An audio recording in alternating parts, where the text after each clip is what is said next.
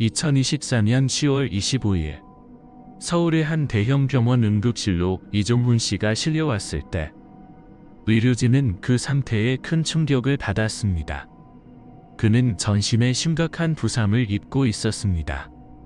구체적으로는 감전 화상, 뼈가 제 위치를 벗어난 골절들, 그리고 심각하게 손상된 눈 등 눈뜨고 보기 힘든 상처들이었습니다.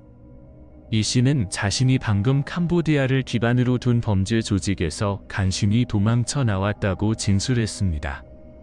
이 내용은 곧바로 KBS 수사팀에게 전달되었는데, 이는 기존에 접수되었던 해외 출국 후 실종된 한국인 관련 보고들과 정확히 일치했습니다. 평범한 일반인이 어째서 이렇게 끔찍한 상처를 입어야 했는지는 중대한 의문을 제기했습니다. 현재 상황은 이것이 단순히 개인의 비극인지 아니면 다국적 범죄 활동의 단면인지를 즉시 파악해야 했습니다. 최근 보고서들을 다시 검토한 수사팀은 대부분의 피해자들이 캄보디아 지역에서 사업 협력이나 일자리 제안을 받은 뒤 행방불명되었다는 공통점을 명확히 확인했습니다. 이러한 정황은 수사팀으로 하여금 살아남아 자신의 이야기를 전해준 이종훈 씨의 행적을 철저히 추적하도록 결정하게 만들었습니다. 이것이 바로 캄보디아 사건에 대한 공식적인 수사 시작이었으며, 수년간 은밀히 활동해온 조직적인 범죄 네트워크로 향하는 최초의 단서가 드러나기 시작한 순간이었습니다. 이종훈 씨는 당시 40세였습니다. 서울에 살던 평범한 남성이었죠. 그는 소규모 자동차 부품 사업을 운영하며 아내와 두 자녀를 부양할 정도의 수입을 올리고 있었습니다. 생활이 넉넉하지는 않았지만 그래도 안정적이었습니다. 친구들은 그를 성실하고 착하며 언제나 가족의 삶을 개선할 기회를 찾는 사람으로 평가했습니다.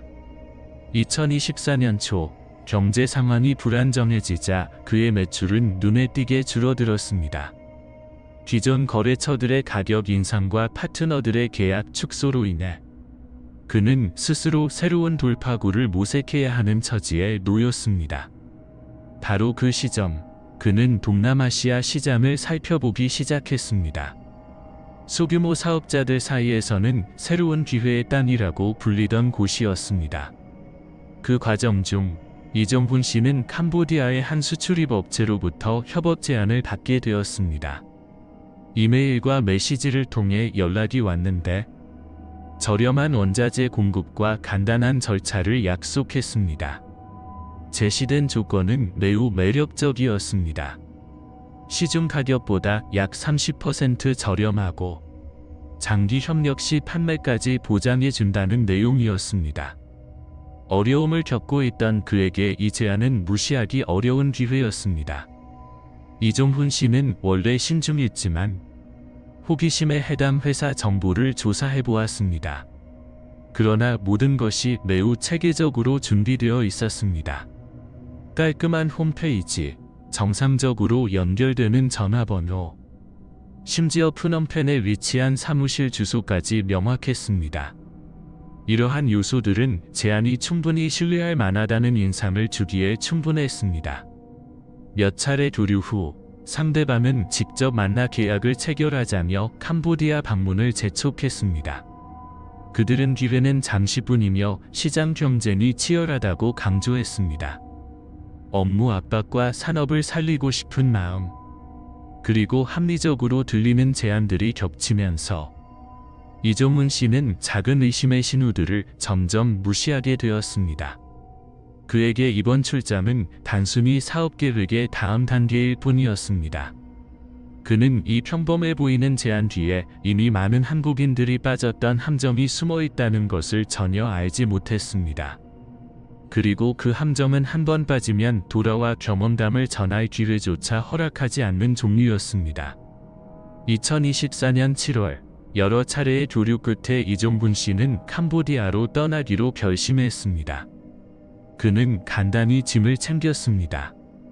옷가지가 든 여행 가방 하나, 몇 가지 업무 서류, 그리고 이번 여행이 가족에게 새로운 희망을 열어줄 것이라는 믿음이었습니다. 공항으로 떠나기 직전 그는 아내에게 며칠만 다녀올게라고 말하며 닥칠 수 있는 위험에 대해서는 전혀 생각하지 않았습니다. 푸놈펜 국제공항에 도착했을 때 모든 것은 파트너가 준비한 계획대로 진행되었습니다. 중국인 한 명과 캄보디아인 한 명이 이미 그를 기다리고 있었습니다. 그들은 자신을 회사 대표라고 소개하며 매우 친절하게 행동했고 끊임없이 안부를 묻고 그의 짐을 들어주었습니다. 이종훈 씨는 안심할 수 있었습니다. 사귀 야면 이렇게 친절하게 맞아줄 리가 없어라고 생각했습니다. 그들은 도심에 위치한 꽤 고급스러운 호텔로 그를 안내했습니다. 체크인 절차, 첫 식사, 대화 방식까지 모든 것이 그에게 신뢰를 주었습니다. 그 순간 그의 머릿속에는 모든 것이 평범한 비즈니스 거래처럼 느껴졌습니다. 그날 저녁 그들은 다음날 사무실로 데려가 계약서를 체결할 것이라고 알렸습니다. 이종훈 씨는 밤새도록 조건을 검토하고 가격을 계산하며 모든 것이 순조롭다면 내년에 사업을 확장할 수도 있겠다고 상상했습니다. 의심할 만한 조짐은 전혀 없었습니다. 그는 처음의 친절이 오래전부터 계획된 함정이라는 사실을 알지 못했습니다. 다음날 아침 이종훈 씨는 약속 장소로 향하는 차에 올랐을 때 여전히 설렘을 느꼈습니다. 하지만 호텔을 떠난 지 1분 혹은 2분 만에 그 평온함은 순식간에 깨졌습니다. 갑자기 차 옆자리에 앉아있던 사람의 차갑고 딱딱한 총구가 그의 허벅지에 들이대졌습니다. 아무 말도 없이 단호하게 침묵을 지시하는 손짓만 있었습니다. 설명도 망설임도 없이 모든 것은 너무 빨리 일어나 그는 무슨 일이 일어났는지 이해할 겨를조차 없었습니다. 눈앞에서 비즈니스 파트너의 모습은 완전히 사라졌습니다.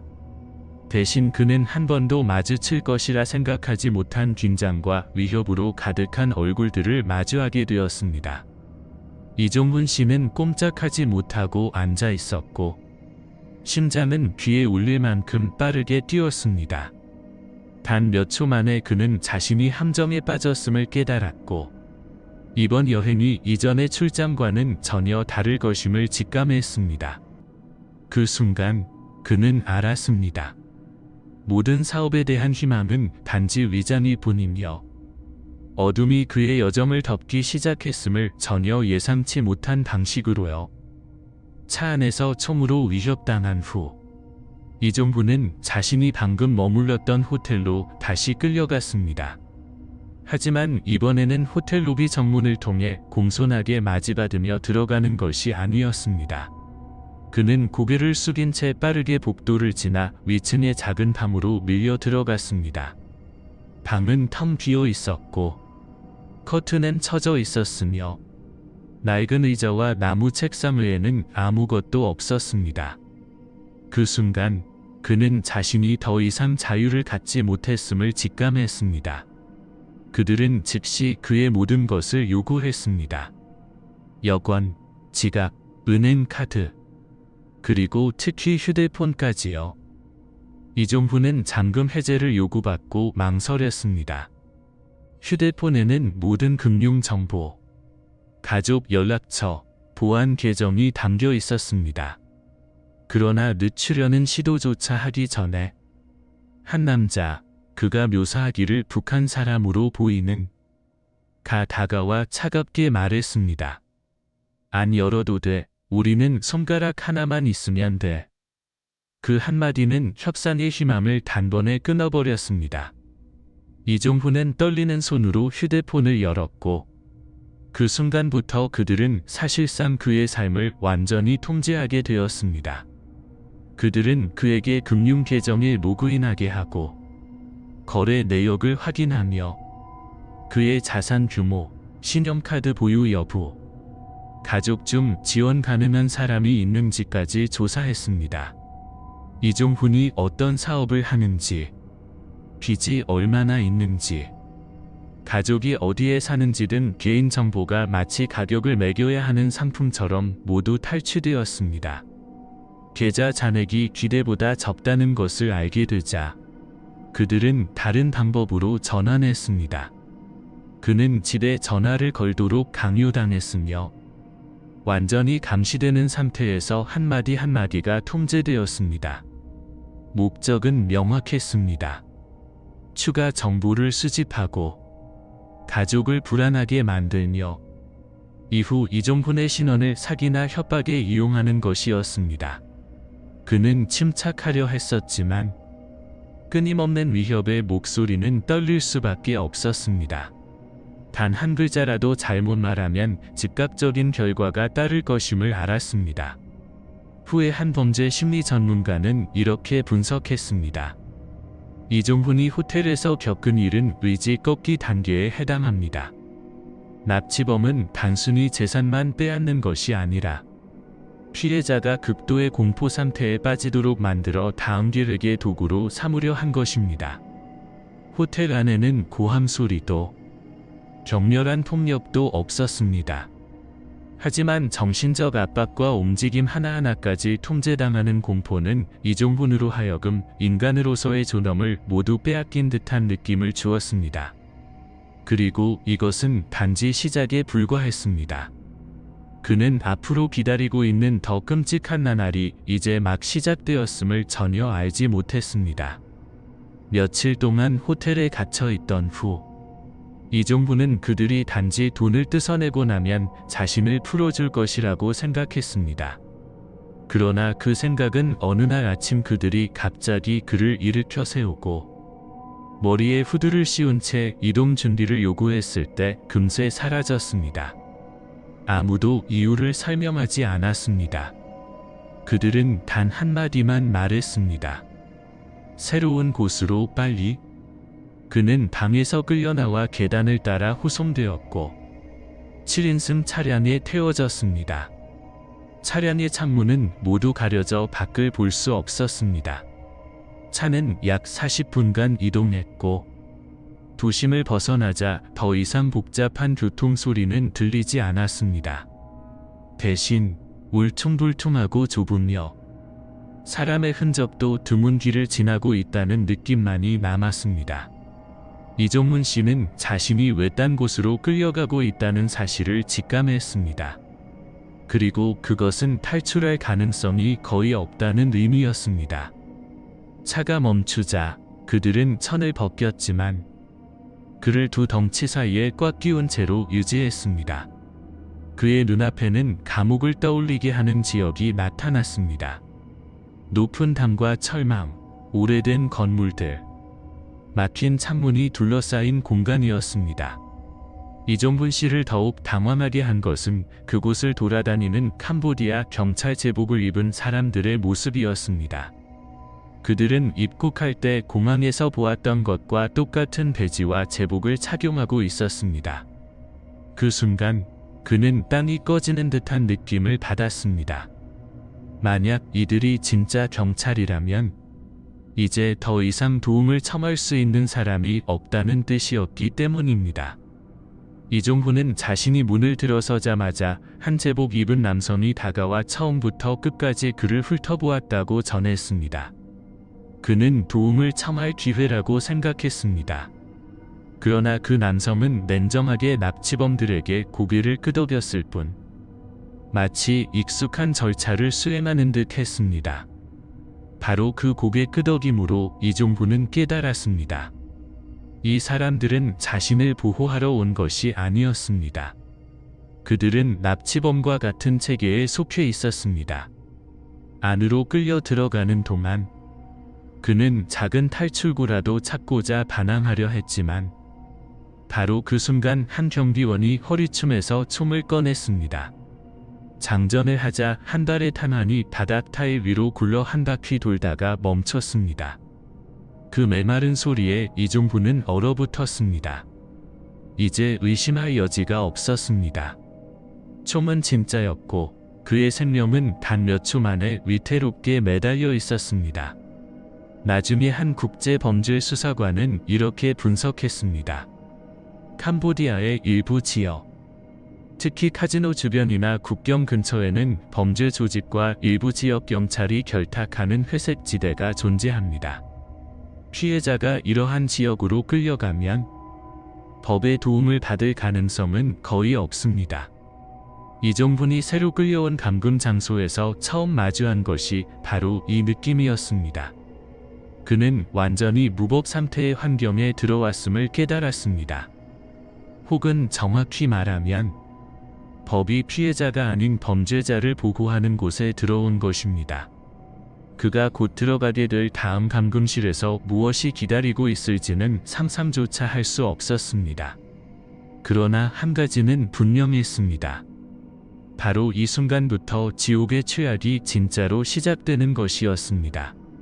새로운 구금시설로 끌려온 뒤 이종훈 씨는 서 있거나 앉을 수 있을 만큼의 공간밖에 없는 비좁은 방에 밀어 넣어졌습니다. 벽은 눅눅했고 바닥은 차가운 타일이었으며 창문은 없었습니다. 방 한쪽에는 전선, 플라스틱 파이프, 바닥에 볼트로 고정된 금속 의자 같은 몇 가지 조잡한 도구들이 놓여 있었습니다. 그 모습을 본 순간 이곳이 단순한 임시 구금 장소가 아니라 고문을 위한 공간이라는 사실을 그는 바로 알아차렸습니다. 처음에는 놈들은 고함을 지르고 협박만 했지만 곧 상황은 더욱 심각해졌습니다. 그들은 추가로 돈을 요구했습니다. 그는 가지고 있던 현금을 모두 내놓았고 카드들도 이미 통제당한 상태였지만 계좌에 남은 금액은 그들이 원하는 액수에 턱없이 부족했습니다. 그 사실을 알아챈 순간 일행 중 한 명이 아무 말도 없이 전선을 콘센트에 꽂더니 그대로 그의 몸에 들이댔습니다. 이종훈 씨는 이렇게 회상했습니다. 딱 하는 소리가 들린 뒤 온몸이 한순간에 뒤틀리는 느낌이었습니다. 몸이 제 것이 아닌 것처럼 마음대로 움직였고 몇 초였을 뿐인데 몇 분처럼 느껴졌습니다. 전기 고문은 한 번으로 끝나지 않았습니다. 놈들은 돌아가며 각자 다른 강도로 전기를 흘려보내 그의 반응을 확인했습니다. 전류가 흐를 때마다 그의 피부에서는 탄 냄새가 났고 호흡은 끊어질 듯 이어졌으며 쓰러지기라도 하면 다시 억지로 일으켜 세워 고문을 계속했습니다. 전기만이 아니었습니다. 그들은 몽둥이와 플라스틱 파이프, 심지어 발과 주먹까지 사용해 마구 때렸습니다. 그가 기절하면 물을 부어 억지로 깨운 뒤 계속 구타했습니다. 다리와 팔에 가해진 몇 번의 강한 타격은 그의 뼈를 부러뜨렸고 더 악랄하게는 고통을 극대화하려 관절을 일부러 비틀어 돌렸습니다. 이종훈 씨는 말했습니다. 뼈가 뽑혔다가 다시 끼워지는 느낌이었어요. 그 순간마다 그냥 숨이 멎어버리면 좋겠다는 생각뿐이었습니다. 한국으로 돌아온 뒤 검시 전문가들이 분석한 그의 부상, 어긋난 뼈, 전기 화상의 흔적, 지식여진 연부 조직 모두 의도적이고 반복적이며 일정한 기술을 가진 고문 흔적이었습니다. 즉흥적으로 한 행동이 아니라 피해자가 즉시 죽지 않도록 통제하면서도 정신과 의지를 완전히 파괴하려는 방식이었습니다. 고문을 당하던 그는 우연히 놈들의 대화를 듣게 되었습니다. 그가 평생 잊지 못할 한마디였습니다. 이 새끼는 6천만 원에 팔린 놈이야. 그 말을 듣는 순간 그는 왜 이런 대우를 받는지 깨달았습니다. 놈들에게 그는 사람이 아니었습니다. 그는 그저 다른 조직에서 사온 상품이었고 그들은 그의 남은 삶에서 돈이든 개인 정보든 아니면 다른 범죄 조직에 재판매하든 어떻게든 가치를 쥐어짜려고 했습니다. 이곳에서의 구금과 고문으로 인해 그의 시야는 점점 흐려졌습니다. 머리를 맞을 때마다 눈앞이 뿌옇게 흐려졌고 마지막에는 빛과 어둠조차 구분하기 어려워졌습니다. 그는 결국 여기서 죽을 것이라고 생각했습니다. 아무도 모르는 이 좁은 단에서, 아무도 찾지 않을 곳에서, 존재조차 기록되지 않은 채로요. 하지만 바로 그 상처들, 전기 고문 흔적, 부러진 뼈, 손상된 조직, 이 나중에 중요한 형사 증거가 되어 그의 진술이 모두 사실임을 입증했고, 그를 감금했던 범죄 조직에 대한 국제적인 수사가 시작되는 계기가 되었습니다. 그 모든 체력과 의지가 거의 바닥난 순간, 이종훈 씨는 일담으로부터 이른바 마지막 전화라고 불리는 한 통의 전화를 허락받았습니다. 그들이 진짜로 원한 것은 가족이 더 많은 돈을 보낼 수 있는지 확인하는 것이었습니다.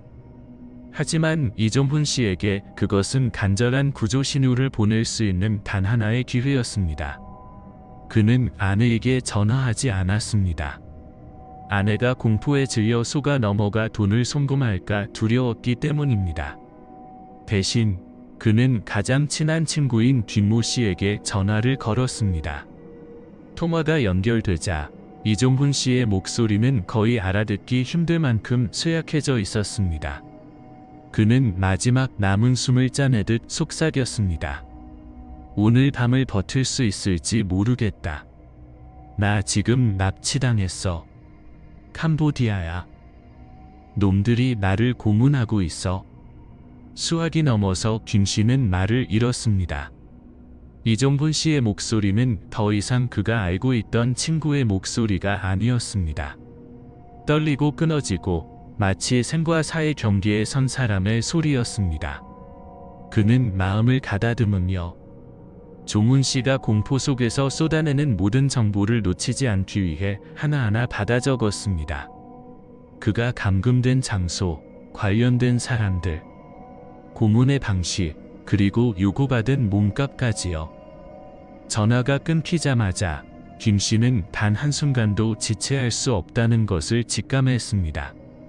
그는 즉시 한국 경찰에 연락했고, 이어서 주 캄보디아 한국 대사관에 신고했으며 도움을 줄 수 있는 모든 지인들에게 동시에 연락했습니다. 그는 매번 같은 말을 반복했습니다. 지금 당장 구조하지 않으면 제 친구는 죽습니다. 특별한 인맥 덕분에 김 씨는 캄보디아 군부의 한 소장, 별 2개짜리 장군과 직접 연락할 수 있었습니다.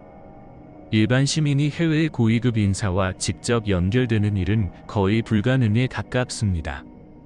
하지만 바로 그 작은 가능성이 생사를 가르는 전환점이 되었습니다. 한국 경찰은 즉시 캄보디아 측과 공조를 시작했습니다.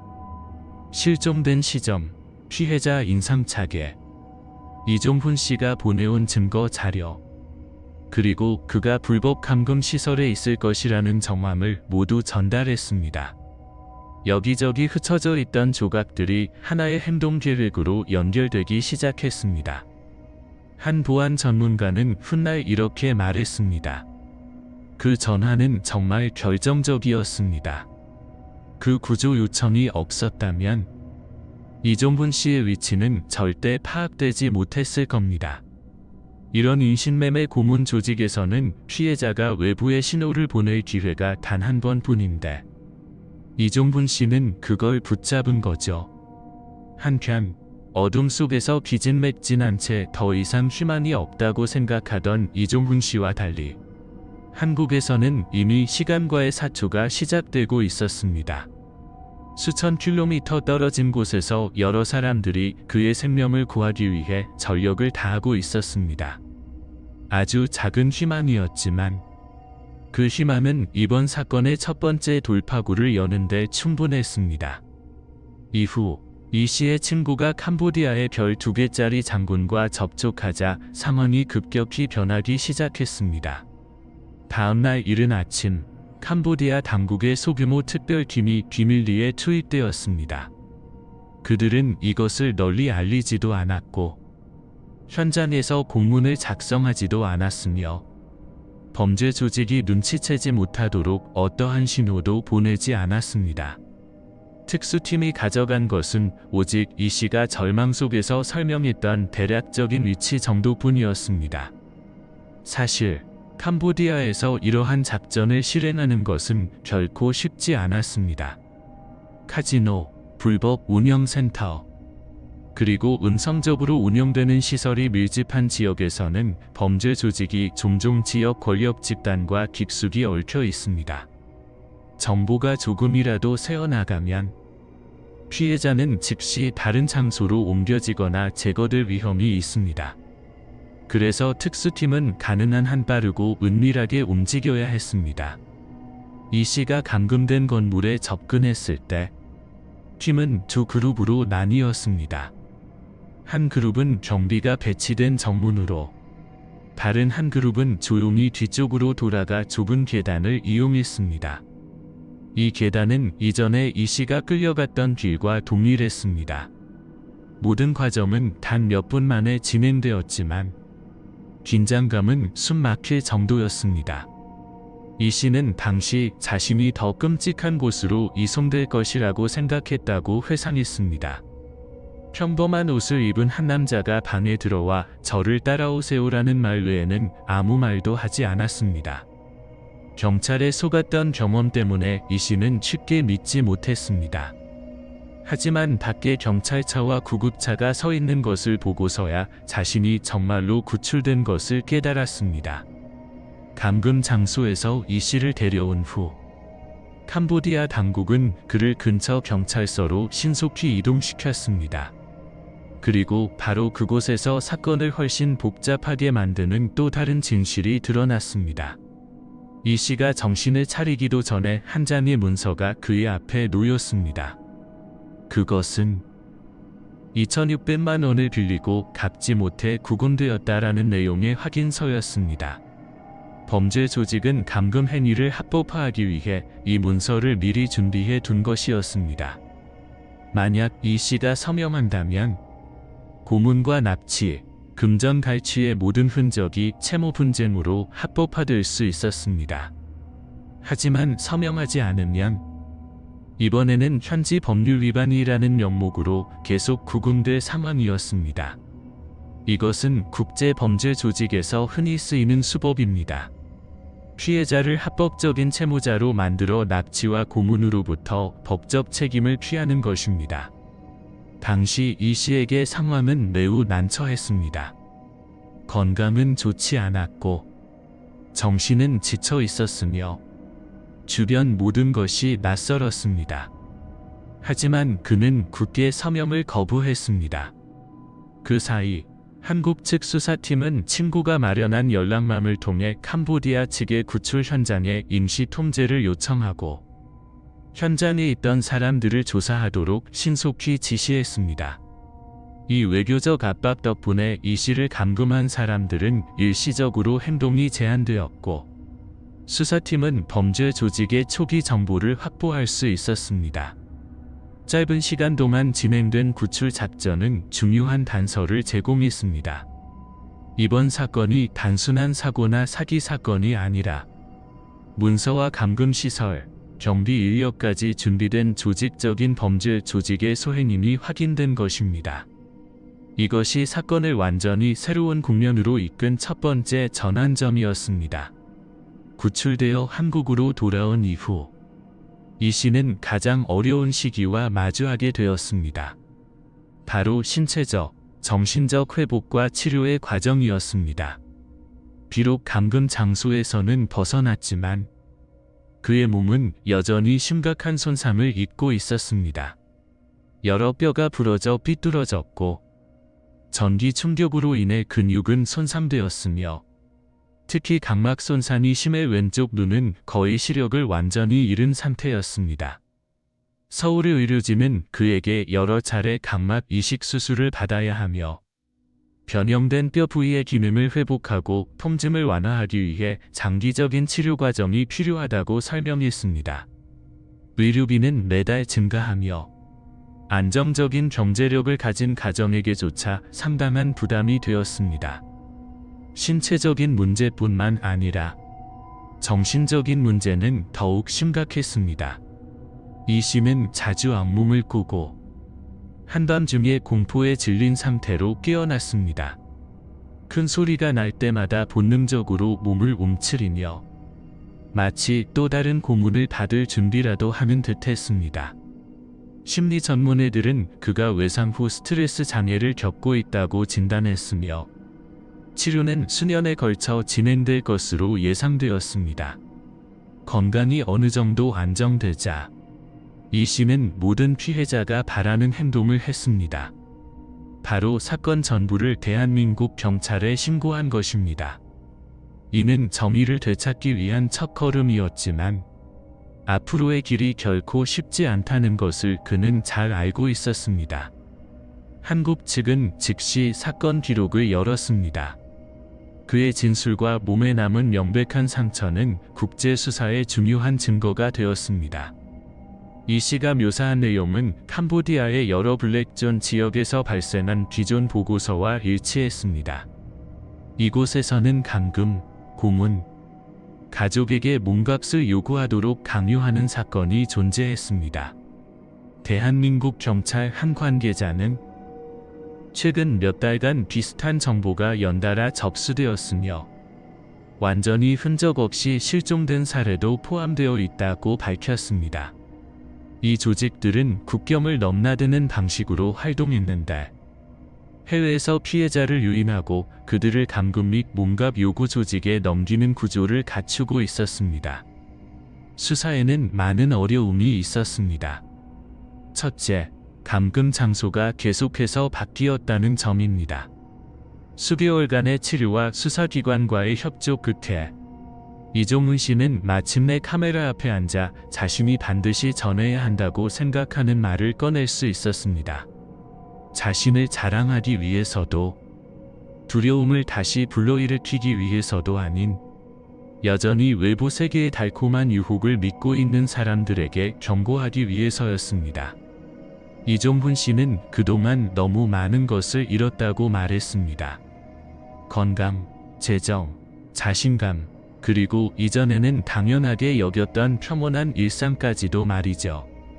하지만 그를 가장 아프게 한 것은 몸에 남은 상처가 아니라 자신의 인생을 바꾸고 싶다는 욕심 때문에 속았다는 무력감이었습니다.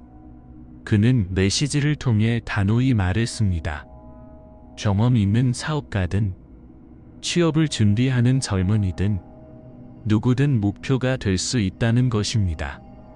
높은 수익, 국제적 네트워크, 간단한 절차라는 약속이 항상 기회가 되는 것은 아닙니다.